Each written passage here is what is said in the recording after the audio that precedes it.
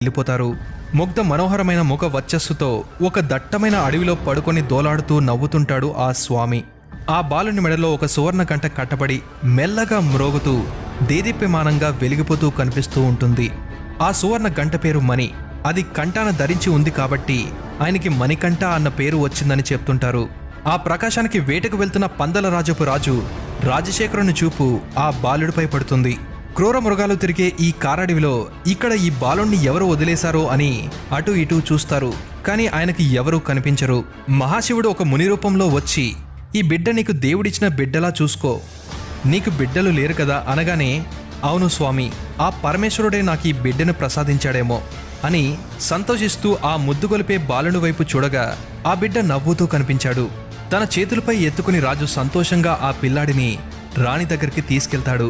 ఆమె కూడా చాలా సంబరపడిపోతూ ఆ బిడ్డని అపురూపంగా పెంచుతూ వస్తుంది.